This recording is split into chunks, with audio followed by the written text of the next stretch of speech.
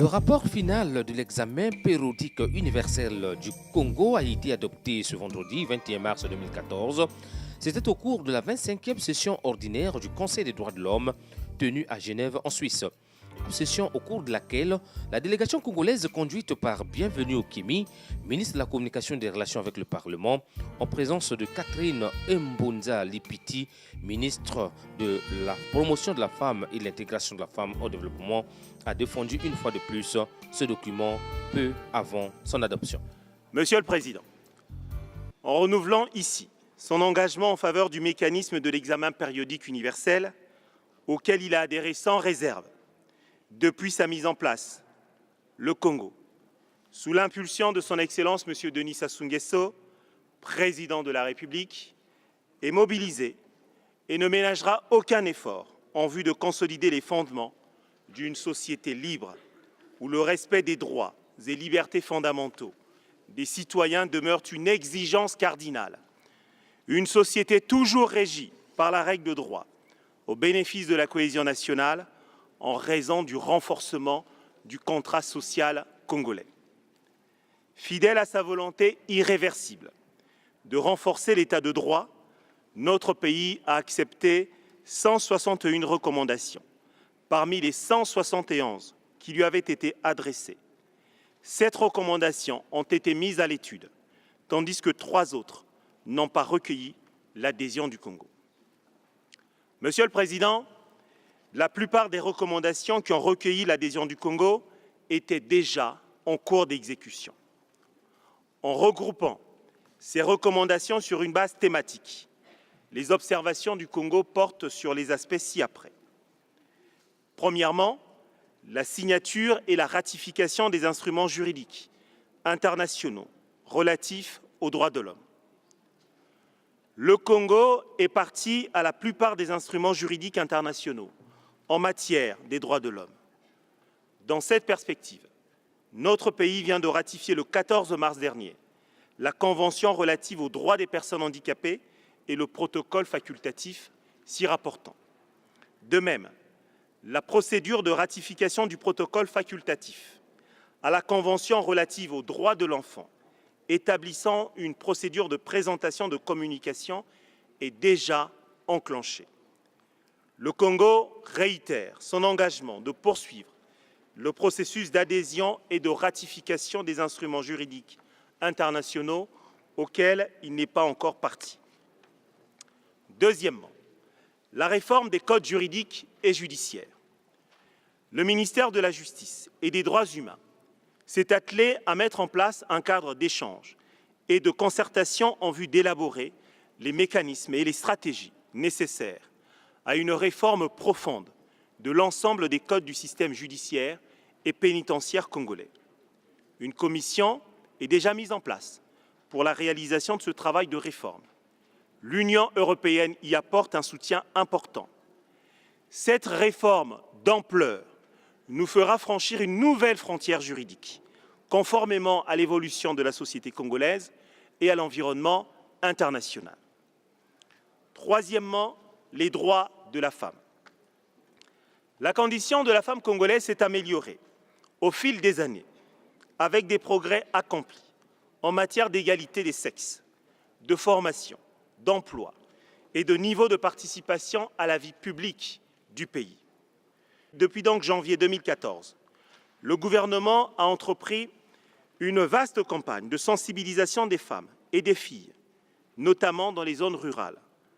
Plus de 15 000 femmes et filles des départements du Poul, de la Sangha, de la Lekumu, de la Cuvette Ouest et de la Likwala ont été sensibilisées sur leurs droits fondamentaux, le VIH-Sida, les violences, les activités génératrices de revenus et les droits particuliers des femmes autochtones.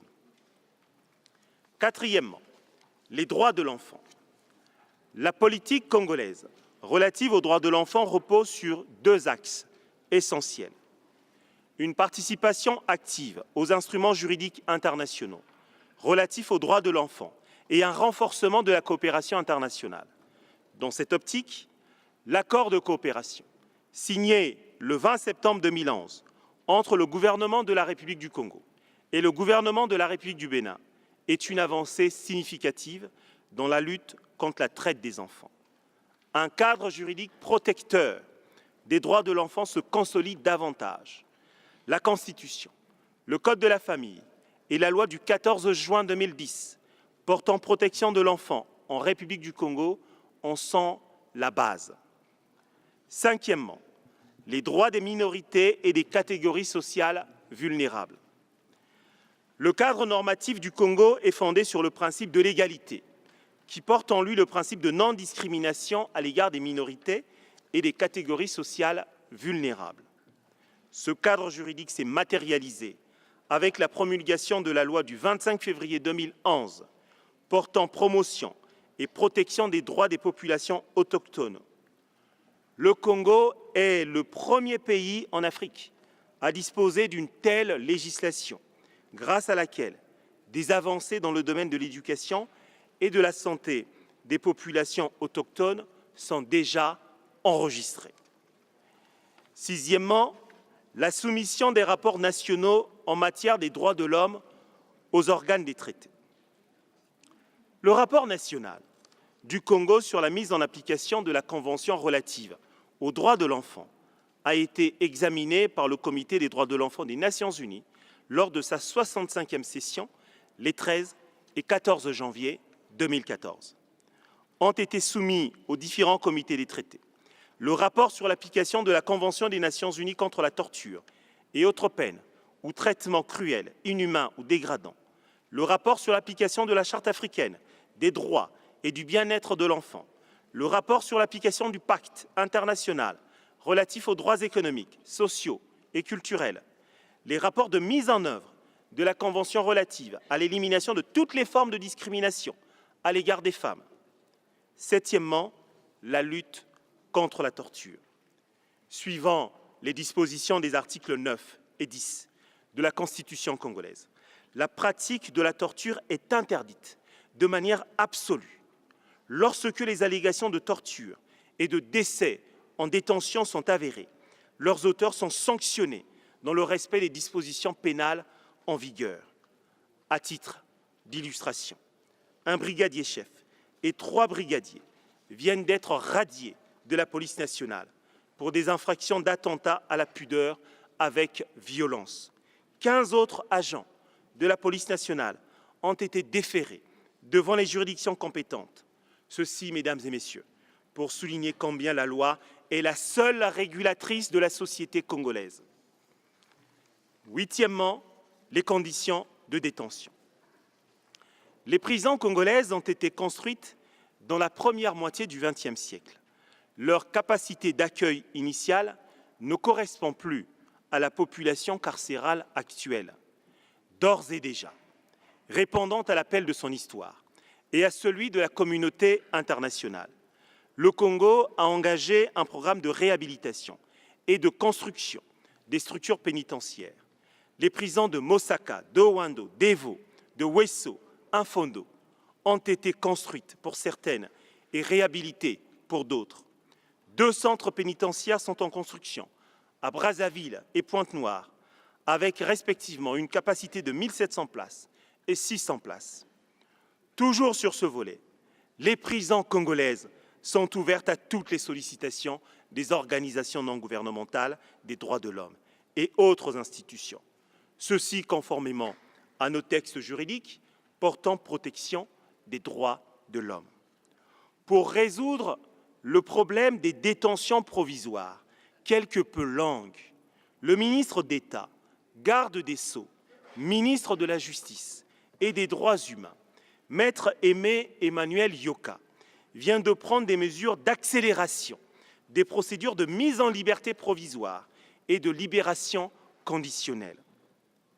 Neuvièmement, l'indépendance de la justice et le renforcement des capacités des institutions judiciaires. L'indépendance de la justice au Congo, nous l'avons dit et nous le réaffirmons aujourd'hui, est garantie par l'article 136 de la Constitution. Elle s'exerce donc librement, bien entendu, dans le respect des droits des justiciables et des prévenus. Les procédures judiciaires se déroulent dans le strict respect de la loi et conduisent à des décisions rendues contradictoirement. La politique de renforcement des capacités des institutions judiciaires et pénitentiaires est en cours d'exécution.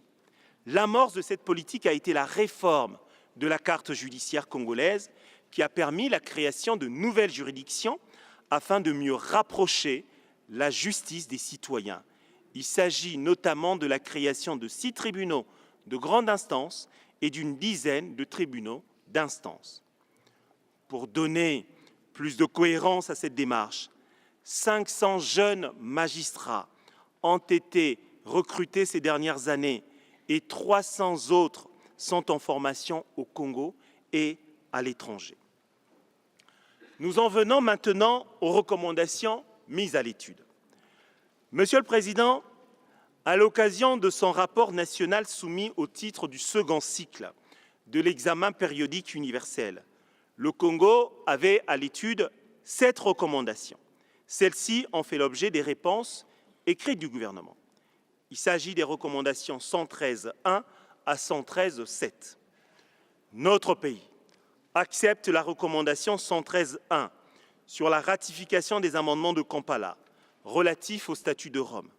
De même qu'il accepte la recommandation 113.3 sur l'adhésion au protocole facultatif à la Convention relative aux droits de l'enfant établissant une procédure de communication. Il en est de même de la recommandation 113.4 sur la coopération avec la Cour pénale internationale. Celle-ci est déjà en train d'être mise en œuvre.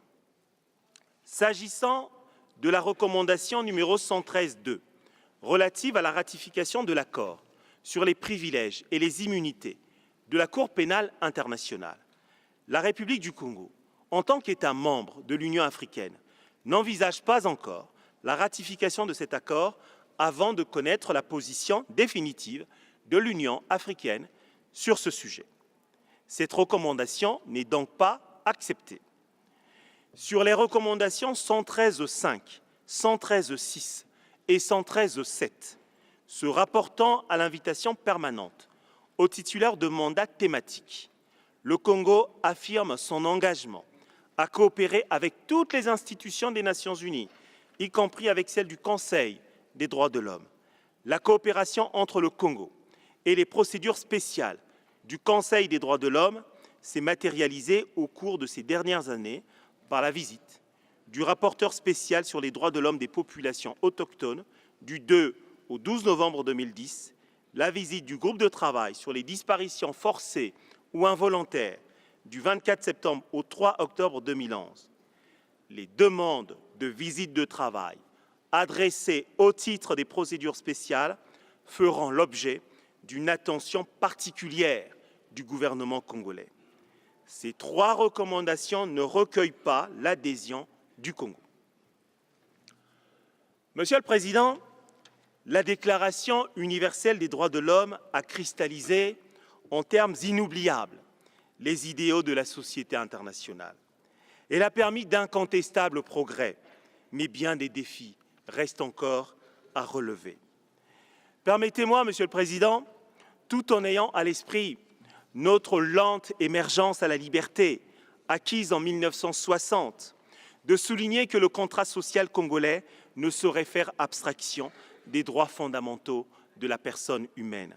La bataille portant revalorisation du genre humain est inscrite dans notre histoire et nourrit notre destin manifeste. Certes, dans le détail, la construction d'un État de droit passe d'abord par la mise sur pied des institutions qui le garantissent, la démocratie devant ici toujours aller de pair avec l'indépendance de la justice. Et c'est ce à quoi la République du Congo, jour après jour, s'attelle. Aujourd'hui, tous les peuples, sans exception, sont appelés à inventer une civilisation nouvelle qui ne sera le promoteur d'une véritable paix internationale qu'à la mesure des résultats effectifs d'une politique visant à effacer progressivement les différentiels de développement entre les pays du Nord et les pays du Sud. C'est aussi en termes de niveau de vie que peut se lire en pratique les progrès en matière de droits de l'homme. La République du Congo entend garantir en son droit interne tous les segments portant protection des droits de l'homme. En cet instant de conclusion, je souhaiterais vous appeler, Monsieur le Président, Mesdames et Messieurs, à prendre conscience des problèmes qui auront été ceux de notre pays depuis l'indépendance. Ayant connu des heures difficiles, dans le fracas de conflits internes porteurs de violence et de négation de droits de l'homme, la République du Congo est entrée, sous la présidence de son Excellence M. Denis Sassou Nguesso, dans une phase de stabilité, et elle s'est engagée dans un processus de développement impétueux, justifiant désormais d'une croissance très soutenue. C'est le véritable fondement de la novation politique dont elle bénéficie, la base d'une politique nouvelle ayant pour premier objectif la réduction de la pauvreté, le progrès des conditions sociales et la mise en œuvre effective des principes fondateurs des droits de l'homme. Du temps est nécessaire. On ne réforme pas, par exemple, un système pénitentiaire du jour au lendemain. Mais tous les observateurs impartiaux en conviennent, parce qu'elle ne se voile pas la face devant les difficultés du réel, parce qu'elle envisage l'avenir sous tous ses aspects. La République du Congo est sur la bonne voie.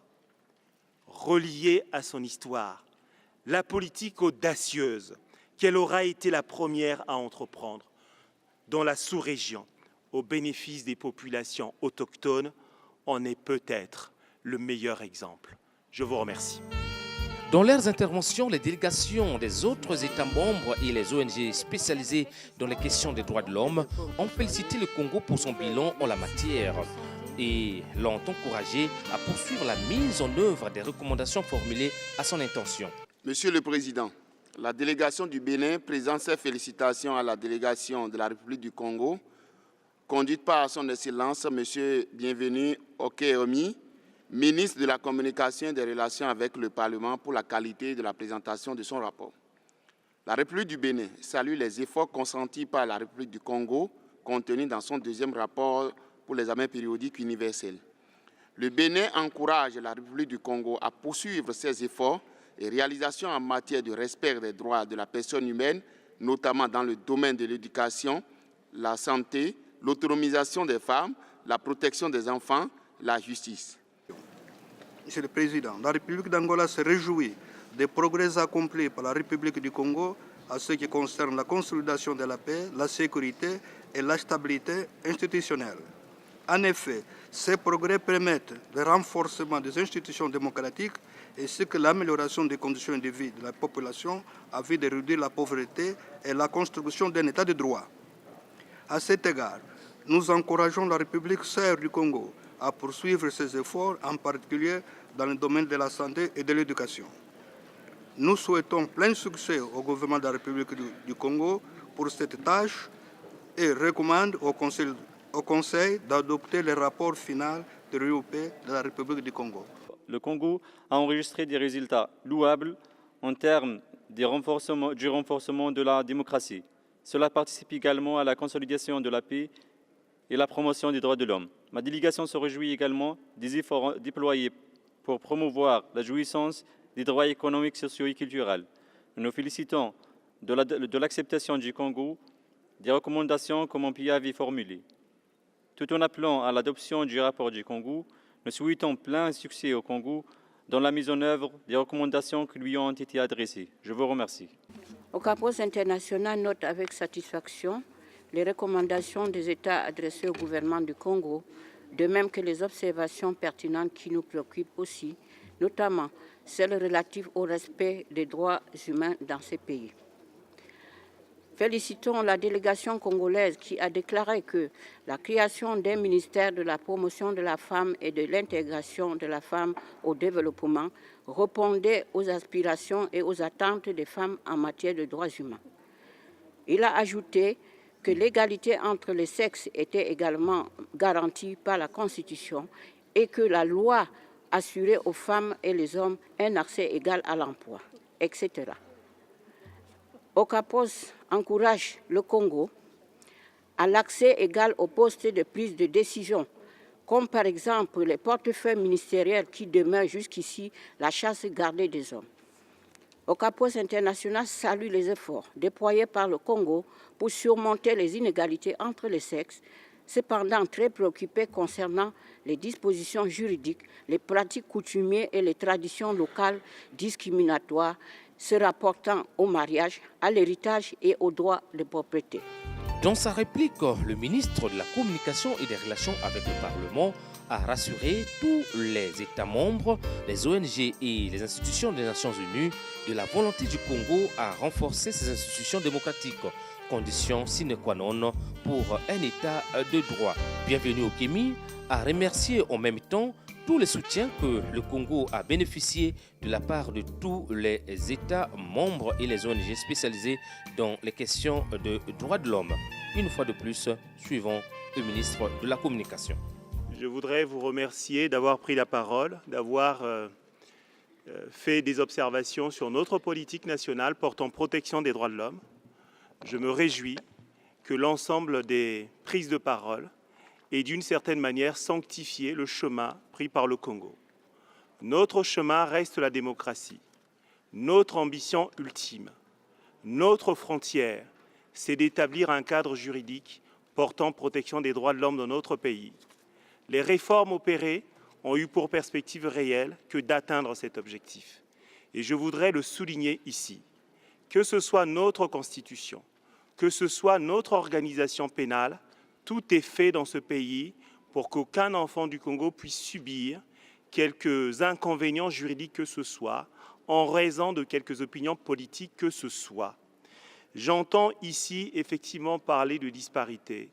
J'entends ici effectivement parler de corruption. Mais nous avons mis en place un certain nombre de mécanismes portant lutte contre la corruption, l'Observatoire national de lutte contre la corruption, la Commission nationale de lutte contre la corruption. Et ces instances n'ont de cesse de formuler des observations et aussi d'amener vers la justice des personnes qui auront été soupçonnées de corruption. Tous les mécanismes juridiques dans notre pays visent à lutter contre cela. Mais bien entendu que ici et là, on peut observer des atteintes aux règles de droit. À ce moment-là, la justice congolaise est saisie et cette justice, à ce moment-là, se prononce aussi avec intransigeance, je dois le rappeler. L'ambition ultime du Congo reste la démocratie. Nous nous inscrivons dans le concert des nations qui ont construit leur place dans le système international sur ce fondement-là. Notre histoire est là pour témoigner de l'évolution de ce pays. Depuis l'accession à l'indépendance jusqu'à maintenant, le contrat social congolais est fondé sur la démocratie et sur la loi, rien que sur la loi, et je voudrais le souligner. Les efforts que nous avons opérés dans le pays ont aussi pour ambition de faire en sorte qu'il y ait une accessibilité aux soins, une accessibilité aux médicaments. La santé, l'éducation occupent les premiers plans dans le budget de l'État congolais. Cette année encore, c'est la deuxième année consécutive que nous consacrons des sommes importantes à l'éducation et à la santé.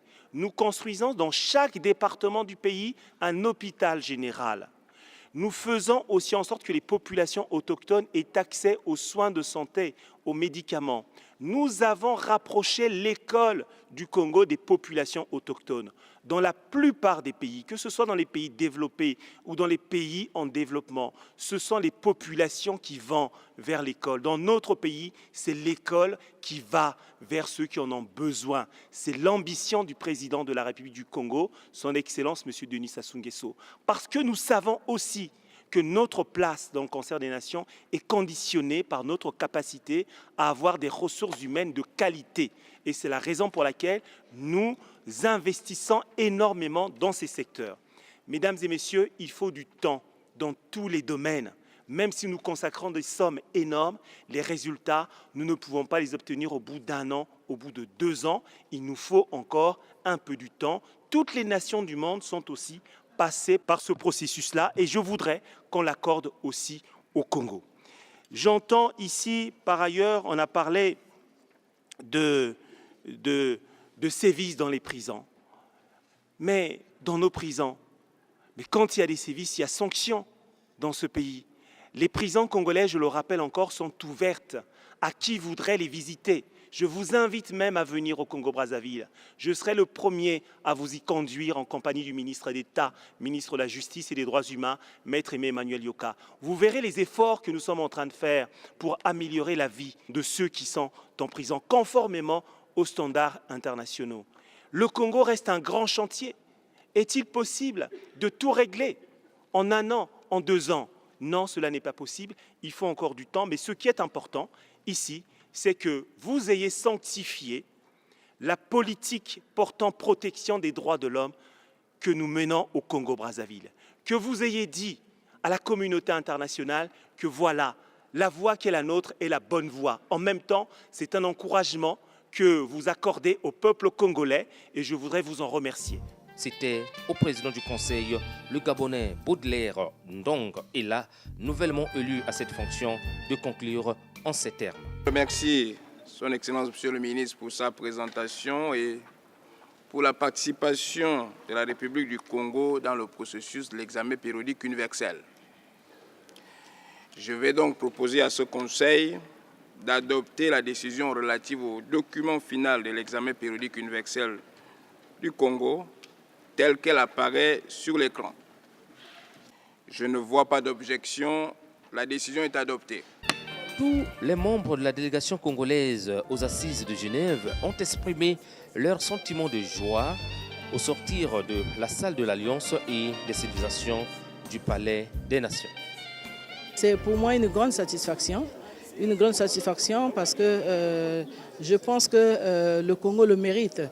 Quand on regarde toutes les réalisations qui sont en train de s'effectuer au niveau de notre pays, et puis quand on regarde aussi le document que nous allons présenter, je crois que tous ils ont été unanimes que le Congo a présenté un bon document. Les recommandations liées à la question de la femme trouvent bien un sens parce qu'elles s'inscrivent déjà dans le programme que nous sommes en train de mettre en œuvre.